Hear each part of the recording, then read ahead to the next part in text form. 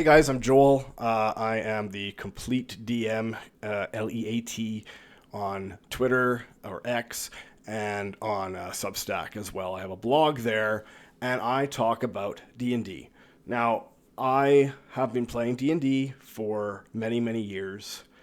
It's too close to the 30-year mark that I don't want to say that because that's sort of like that metric everybody says, oh yeah, I've been playing for 30 years. Everybody's been playing D&D for 30 years, whether they're, 45 years old or 14 years old. They have 30 years of experience. So let's just say it's close.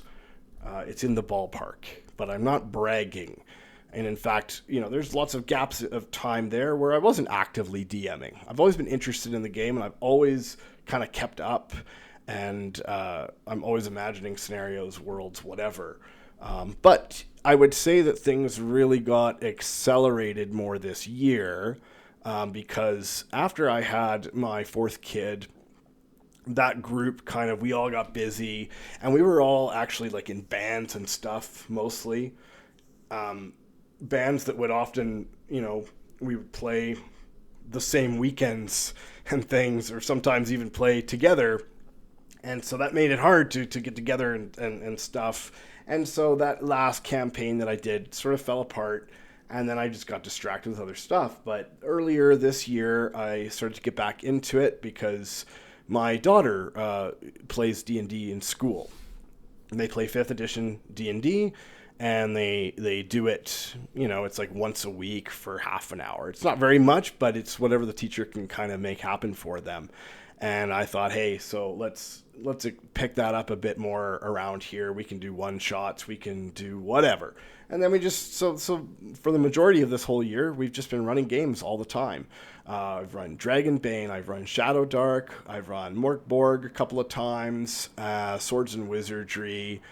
I don't have Old School Essentials anymore just because I've got BX and I've got AD&D. And AD&D is now, that's my game, right? And I read the books a few years ago, sort of all the way through the first edition books, and at the time I was running it, but there was still a lot of things I wasn't really grasping necessarily, and it took a lot of time to really kind of understand the books in their entirety, how they work together, and what kind of game they're actually trying to convey. And to me, that was sort of a grand strategy style of role-playing, medieval, war game, fantasy buzzword, right?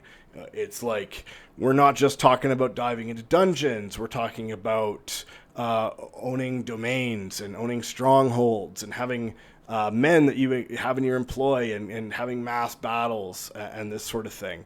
And, that a lot of that is supported in AD&D itself, and in Chainmail and OD&D, just sort of that big chunk of time in the beginning years of Dungeons and Dragons where that was more of a thing. And then, once 3rd edition came around, that stuff sort of started to trickle off and it became more, I don't like to use the word video gamey, but certainly more oriented on heroic characters. Let's say that's a really nice way to say it's like a friggin' video game, And 4th edition had the same, it just all went in a different direction at some point. And the new 5th edition books, they seem to be trying to pull some of that back in, but I'd still say it's in a very different scope and scale to what Advanced Dungeons and Dragons and those other games were kind of trying to do with it. The Bastion system, it almost feels like a Fallout Shelter kind of a game or something like that, where the rooms that you're buying and stuff, they give you bonuses, for your character and different attributes that might go up or something if you've got this building or that or the other.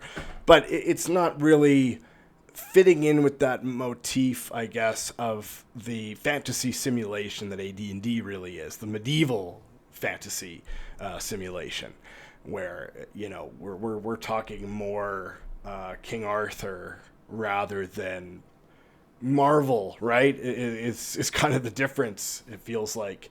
So Bastions kind of feel video gamey and kind of not in that simulation. But when I hopped on here a few months back now, I can't even remember. It might have been 5 months or 6 months or something. Got onto X and kind of found the tabletop RPG community there because I had found some YouTube guys that I liked over the years, like Professor Dungeon Master, Dungeon Craft, and stuff like that. But they were just sort of a passing fancy for me. I didn't watch the videos eventually for some of the advice they were giving, because the advice that they give, even though a lot of the times they'll say just how to be a better dungeon master in general, a lot of the times it's really specific to 5e or the way that that sort of era of game plays out. Heroic, more role-playing oriented, maybe, people getting into their characters, backstories, etc., etc. And I don't think there's anything wrong with that. It's fine. Sometimes I play games like that with my kids because it's a great way to kill a night when we're not going to play something constantly, right? You just pop out a game, throw an adventure together for a couple of hours, make a little interesting twist in the story. Bada bing, bada boom. Bob's your uncle. And then you move on with your life. But for the longer term campaigns, I really prefer what AD&D is doing and what the older versions of Dungeons and Dragons do to what a lot of the newer games are doing. And that's how I also discovered the brOSR and Jeffro Johnson. He's a super sort of controversial figure, I guess, kind of, on the internet. And I don't really know why, but the brOSR is, I'm going to make a whole other video kind of getting into that and them and us, because I consider myself part of that group. It's not AD&D raw, and it's not the Braunstein. There's a lot more to it than that that's going on behind, which is not necessarily game related, but more club oriented in the way that it's set up. Right? It's a boys' club. I mean, it's like a bike gang or something for nerds. I don't know how else to describe it, but it's a very specific kind of nerd or person that's very, I would say, that gets more analytical about these games and how they work under the hood and the history of them. And going back maybe I want to say 8 years ago now, I really started to get into that when I found a documentary on YouTube called the Dungeons and Dragons Experience, which is one I've seen tons of times now. Stefan Picorni is on there. He's the guy that does, I'll maybe link it in the video because I can't remember now, but he makes Dwarven Forge. He makes these super fancy hand-painted, hand-molded dungeon tiles, right? And this documentary turned me on to the whole history. It turned me on to Blackmore. I eventually watched Secrets of Blackmore, and learned about, those concepts of that larger domain play and campaigns with rolling groups kind of. Now, I think the Blackmore group, I don't know how many guys were in that, but just that idea of the campaign representing the world more than it is sort of this string of adventures, right? So Jeffro and the brOSR guys, when I got onto Twitter and kind of found out about them and kind of heard about them through YouTube and stuff, they were really pushing this way of playing, and they were really pushing the Braunstein, right? And the Braunstein is essentially a role-playing game with a fog of war. The brOSR has published a game called brOSR now, BROZER, on DriveThruRPG, and it is free. And I would say it is probably the first officially published Braunstein, at least in the way that the brOSR interprets Braunsteins. Because some people will tell you that what the brOSR does isn't a proper Braunstein because of X, Y, and Z. There's so much drama and there's so much axe grinding that it's hard to take a lot of this stuff really seriously. But what I do know is that Jeffro and the bros have been working on this as a project for a very long time now, a few years, and have all been sort of contributing to this ecosystem of gaming that really goes back to the roots of Dungeons and Dragons as a medieval fantasy war game, right? where, you are playing a role. You're playing the role of a leader, essentially, or someone that's maybe of above average faculties.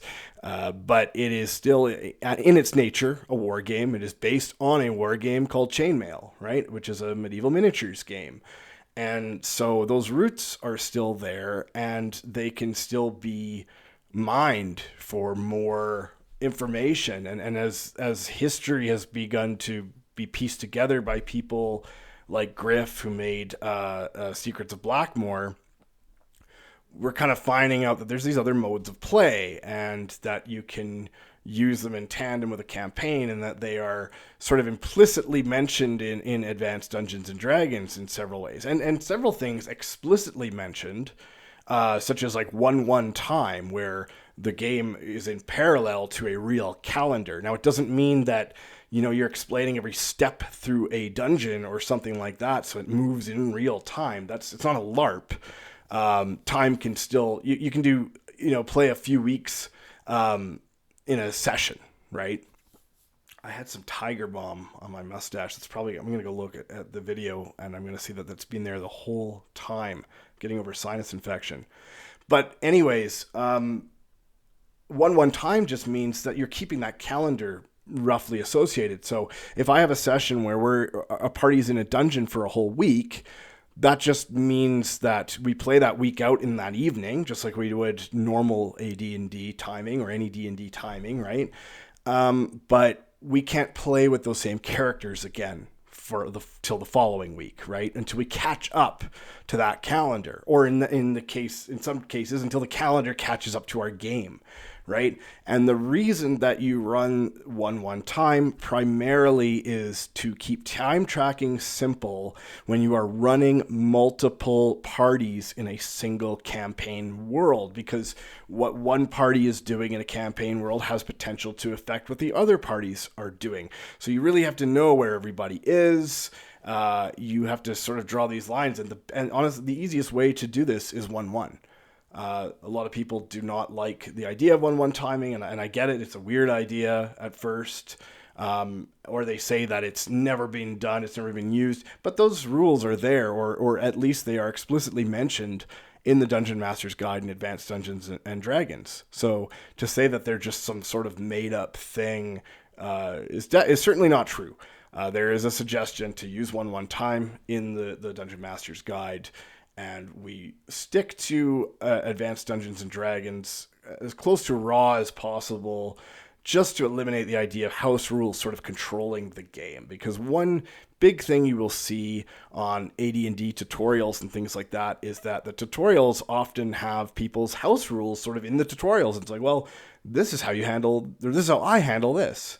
And it's like, okay, that's great. And if you had, a video that was about house rules and things like that, I would appreciate that more. But when I just want to know how something functions according to the book, that can be a little frustrating, right? So we spend a lot of time, the bros, before I joined at least, spent a lot of time sort of studying and playing with these different things. And then they're still going. There's experimentations going. But it's at the end of the day, it's a boys club. We hang out on there. We're all guys. We're all family guys and religious guys, and we all like a lot of the same things. And then we have our own other hobbies that are outside of that are completely different. So that's kind of where I'm at in this space.